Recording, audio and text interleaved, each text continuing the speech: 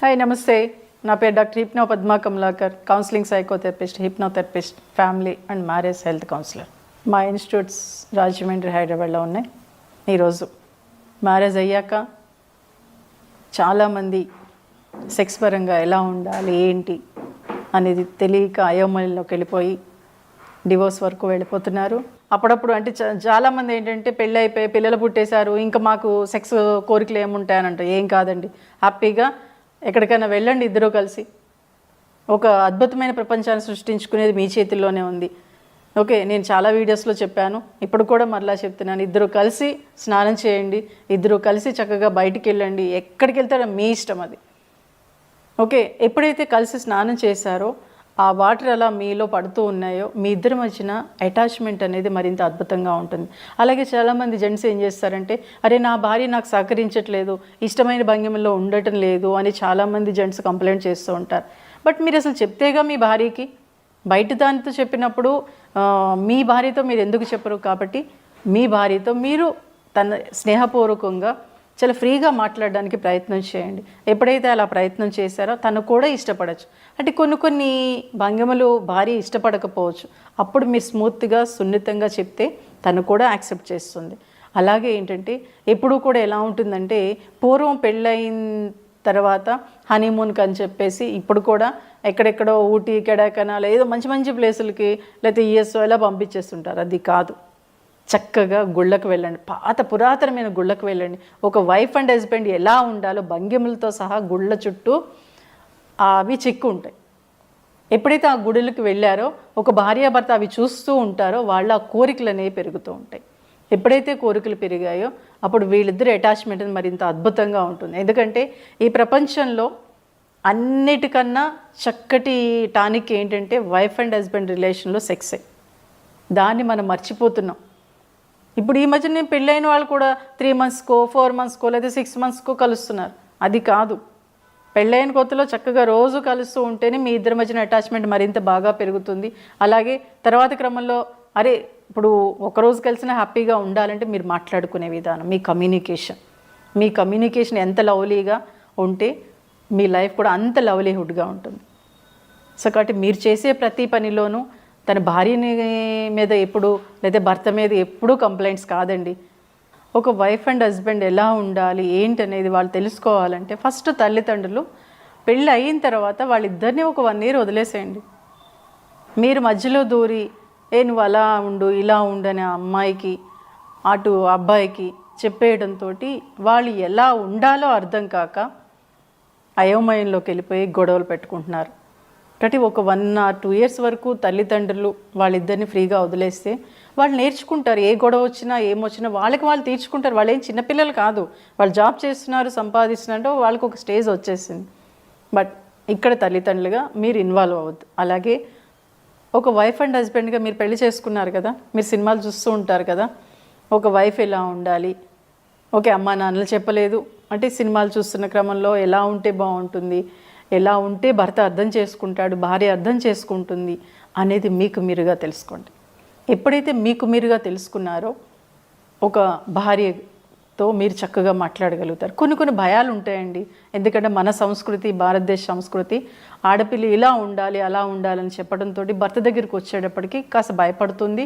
అరే భర్తతో ఏమన్నా అంటే ఏమనుకుంటాడో, లేకపోతే ముందే ఎక్స్పీరియన్స్ ఉందా అని అడిగేస్తాడేమనే భయంతో ఎక్కువగా మీతో ఫ్రీగా ఉండలేదు.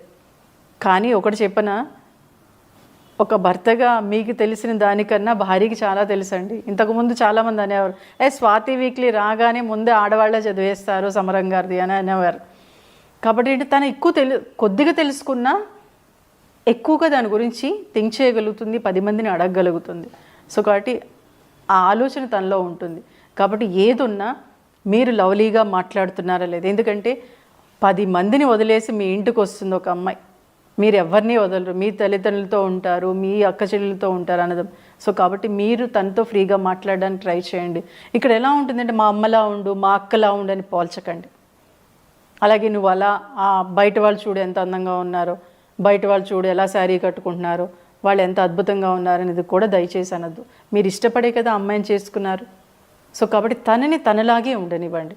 అమ్మలా కూరలు చేయలేదు, నాన్న అక్కలా చేయలేదని కూడా అనద్దు. ఎందుకంటే తనకు వచ్చింది, తను 25 years వాళ్ళ ఇంట్లో నేర్చుకొని వచ్చిన అమ్మాయి ఒకేసారి ఎలా మారిపోతుంది?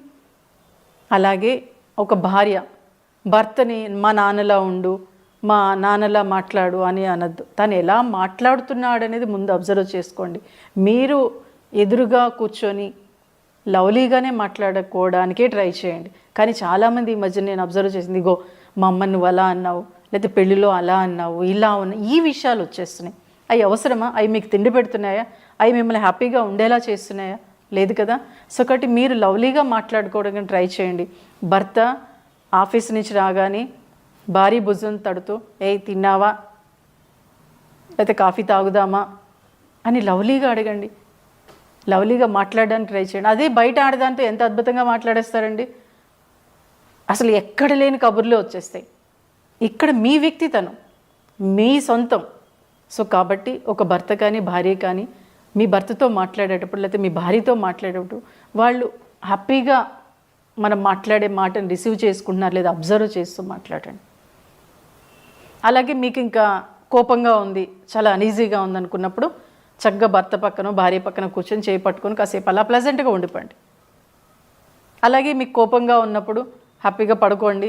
మార్నింగ్ లేచినప్పుడు ఇద్దరు కలిసి రావే కాసేపు బయటికి వెళ్దాం, పని ఉందని అని భార్య అందనుకోండి, సర్లే నేను నీకు హెల్ప్ చేస్తాలే అని చెప్పండి. అలాగే ఇద్దరు కలిసి సో కాబట్టి మీరు చేసే ప్రతి పనిలోనూ తన భార్యని మీద ఎప్పుడు లేదా భర్త మీద ఎప్పుడూ కంప్లైంట్స్ కాదండి. కంప్లైంట్స్ 2 ఉంటే మంచి 8 ఉంటాయి. ఆ 8ని మీరు మర్చిపోతున్నారు. సో వాటిని బయటకు తీయండి. మీరు ఇష్టపడే కదా పెళ్లి చేసుకున్నట్టు తనలో ఎన్నో మంచి విషయాలు ఉండబట్టే కదా మీరు మీ భర్తని కానీ మీ భార్యని కానీ మీరు చేసుకున్నారు. అంటే ఆ మంచిని మీరు ఎప్పుడైతే అప్పుడప్పుడు నువ్వు ఆ రోజు భలే ఉన్నావే, ఆ రోజు చాలా బాగున్నావు, ఆ శారీలో చాలా బాగున్నావు, లేకపోతే అక్కడికి వెళ్ళినప్పుడు ఎంతో బాగున్నావు, అలా భర్తని పొగడండి, భార్యని పొగడండి. ఎప్పుడైతే చిన్న చిన్న ఆ మాట, ఆ చిన్న చిన్న టచ్లు మిమ్మల్ని మరింత హ్యాపీగా ఉండేలా చేస్తాయి. అలాగే ఏంటంటే పడక గదిలోకి వెళ్ళినప్పుడు బయట సమస్యలన్నీ వదిలేసేయండి. ఎప్పుడైతే చాలామంది మగాడు కానీ ఆడది కానీ ఇంట్లోకి లోపలికి చక్కగా పడుకుందామని వెళ్ళేటప్పటికి ఆ రోజు ఇలా ఉన్నాం, ఈరోజు ఇలా చేసావు, లేకపోతే దీనికి ఇది కావాలి అని బెడ్రూమ్లో మొదలు పెడతారు. ఆ ఎట్టి పసులు చేయదు. చక్కగా లవ్లీగా మాట్లాడుకోండి, సరదాగా మాట్లాడలేదు. సినిమాలో మంచి సీన్ ఏమైనా మీకు నచ్చిందంటే అప్పుడు కాసేపు మాట్లాడుకోండి. అలా మాట్లాడుకుంటూనే మీరు మీ పనిలోకి వెళ్ళినప్పుడు హ్యాపీగా లైఫ్ని ఎంజాయ్ చేయగలుగుతారు. బట్ ఎప్పుడూ కూడా ఎలా ఉంటుందంటే సమస్యలని ఎప్పుడు వస్తూ ఉంటాయి. భార్యాభర్తల మధ్యన కూడా సమస్యలు వస్తాయి. బట్ సమస్యలు వచ్చినప్పుడు ఎప్పుడు కూడా భార్య అంటే చాలామంది భార్యలు ఏం చేస్తూ ఉంటారంటే కొంతమంది ఏంటంటే భర్తకి దూరంగా ఉంటారు, లేదా పుట్టింటికి వెళ్ళిపోతూ ఉంటారు. కొన్ని సంవత్సరాలు కూడా దూరంగా ఉంటారు, కొన్ని నెలలు పుట్టింటికి వెళ్ళిపోతారు. అది ఎట్టి పసులు చేయదు. గొడవ పెట్టుకున్న కాసేపటికే మాట్లాడండి. ఆ గొడవ పెట్టుకున్న నైటే ఫిజికల్ రిలేషన్ ఉండేలా చూసుకోండి. ఎప్పుడైతే అవన్నీ చేశారో ఈ సమస్యలన్నీ పటాపంచలు వెళ్ళిపోతాయి. బట్ మహిళ మీరు ఆలోచించండి, ఒక సమస్య వచ్చినప్పుడు ధైర్యంగా ఎదుర్కొని ధైర్యంగా సాల్వ్ చేసే కెపాసిటీ మహిళకు ఉంటుంది. సో కాబట్టి మీ ఫ్యామిలీలో మీ వైఫ్ అండ్ హస్బెండ్ మధ్యన సమస్యలు ఏమైనా వస్తే మీకు మీరుగా సాల్వ్ చేసుకోండి. థర్డ్ పర్సన్ ఎంటర్ అవ్వకండి. మీరిద్దరే కూర్చొని సాల్వ్ చేసుకోండి ఏ సమస్య వచ్చినా కానీ. అలా ఎప్పుడైతే సాల్వ్ చేసుకున్నారో మీరు మరింత అద్భుతంగా ఉండగలుగుతారు. ఇంకొకటి కూడా ఉండాలి, మన ఇంటికి ఎన్ని కీస్ ఉంటాయండి? 2 కీస్ కంపల్సరీ ఉంటాయి కదా. ఒకటి భార్య దగ్గర, ఒకటి భర్త దగ్గర ఉంటాయి. అంటే చాలా ఫ్రీగా ఏదైనా మనం తీసుకొని లోపలికి వచ్చేయచ్చని భార్య భర్త అనుకుంటారు కదా. అలాగే మీ ఫోన్లో మీరు లాక్ పెట్టుకోకండి. ఎందుకు లాక్ పెట్టుకోవాలి? భార్య అయినా సరే భర్త ఫోన్ తీసేలా ఉండాలి, భార్య ఫోన్ భర్త తీసేలా ఉండాలి, భర్త ఫోన్ భార్య తీసేలా ఉండాలి. లాక్ అవసరమా? మీ ఇద్దరి మధ్యన అది ఉంటే మటుకు కొంతకాలం లాక్ లేకపోయినా సరే మీ ఫోన్ ఎవరు ముట్టుకోరు, మీ భర్త కానీ మీ భార్య కానీ. మీ ఇద్దరి మధ్యన రహస్యాలు ఏముంటాయి చెప్పండి?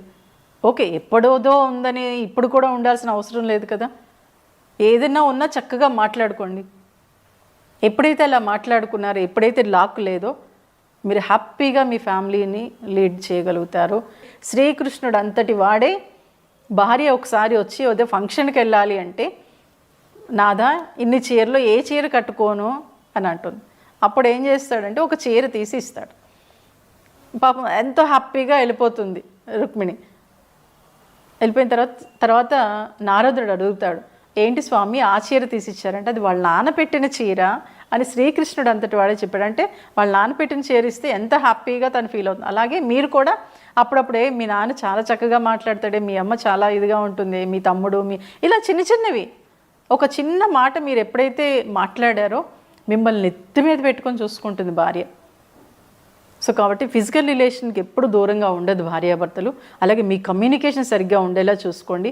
మీ టచ్ కూడా అప్పుడప్పుడు చిన్న చిన్న లవ్లీ మాటలు మాట్లాడుకోండి ఎందుకంటే మీరు భార్యాభర్తలు, బయట వాళ్ళు కాదు. మీరు మాట్లాడుకో ఇంకెవరు మాట్లాడతారు? మీ భార్యతో మీరు బాగా మాట్లాడండి, మీ భర్తతో మీరు బాగా మాట్లాడండి. అప్పుడప్పుడు చిన్న చిన్న చిలిపి కోరికలు, ఎందుకంటే కిచెన్లో భార్య ఉన్నప్పుడు వెనక నుంచి భార్యని వాటేసుకుంటేనంటే చాలా హ్యాపీ ఫీల్ అవుతుందంట. మీరందరూ చేస్తారు, మీ భార్యాభర్తలు హ్యాపీగా ఉంటారని ఆశిస్తూ థ్యాంక్ యూ.